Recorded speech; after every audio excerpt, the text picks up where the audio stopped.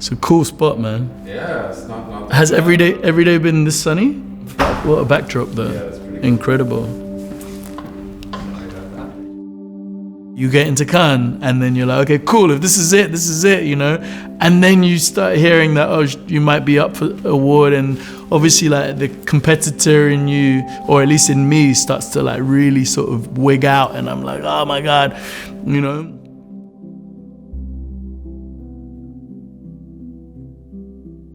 I actually didn't think I wanted to be a director. I wanted to be an editor back in the day. My best friend's dad was an editor, and they had a very sort of bohemian life.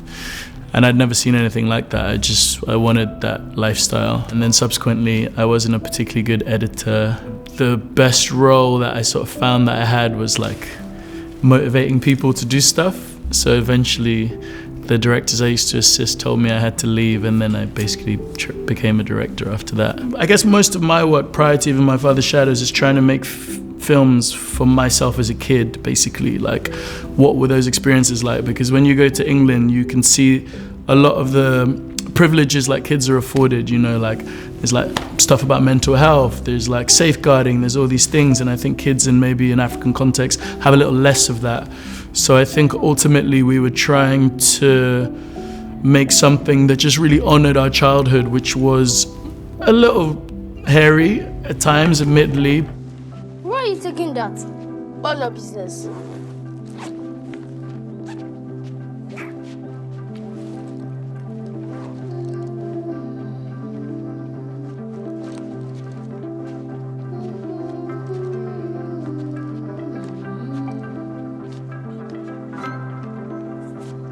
Where did you get that from? None of your business. And don't beg me when I buy fan ice. The first screenplay I ever read was the short version of My Father's Shadow, which my brother sent to me in like 2012. He basically conceived the idea of what it would be like to spend a day with our father, who passed away like a really long time ago. I think I probably like wept and then called him, and I was like, what the hell was that? And then I asked if we could, twisted his arm because he wanted to direct it, but asked if I could direct. The whole premise is based on this fact that we share a memory. I would have been 2 years old, he would have been about 4. And we have this like same shared memory, which we're not sure if it was like fabricated or someone gave it to us.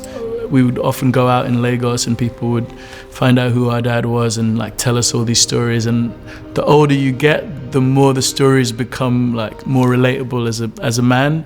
I guess as a kid they tell you all the like PG bits, and then you get older and you hear all the more like X-rated stuff basically. I think it was trying to go back and sort of like understand a certain level of grief as sort of like a grown-up, and my brother had a kid whilst we were developing the film, so I think equally for him he was probably understanding what it meant to be a father in that period of time as well.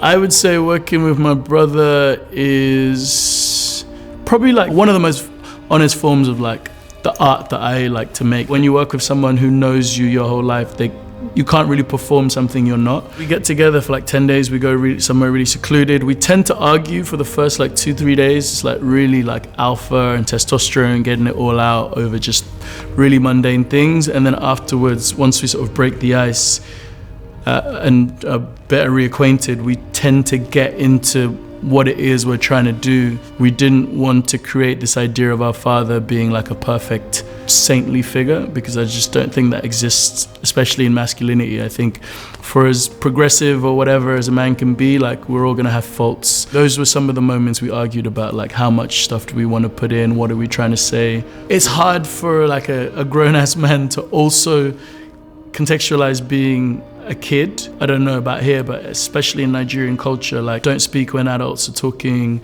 You listen, you kind of make yourself small and respectful within particular settings. So again, a lot of the film from the kid's perspective is really observational. You can tell I went with daddy to Lagos, but he puts you in charge. Hopefully, your mommy comes back before we go. But otherwise, we just have to leave a message for her. Go now. Sharp, sharp. I don't have time. The ebb and flow of shooting in a megatropolis like Lagos is not easy.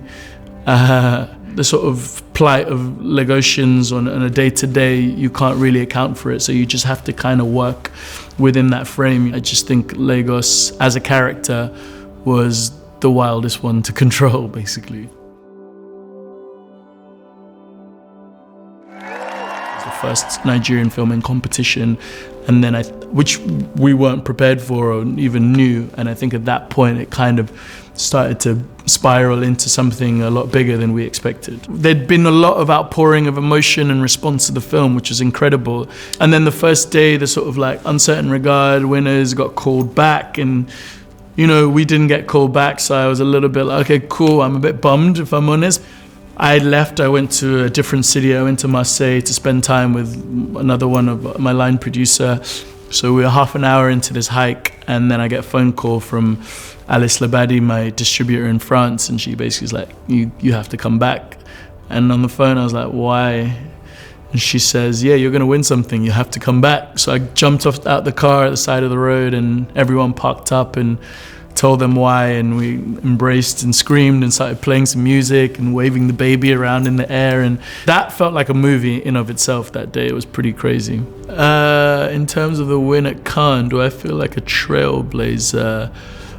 To be honest, no, not really. I mean, I think individually directors get a lot of the praise. I feel very held because I have like some really amazing collaborators, and I feel like if anyone's a trailblazer, it's us in combination, basically. What is prevalent or what is becoming more obvious is that there's some really fantastic storytellers across the continent, whether it's your Mati Diops, whether it's my film, My Father's Shadow. Like, there's gonna be more people coming through and making like interesting stories and probably trailblazing within their own right, and I'm just happy to be part of that family tree, I would say.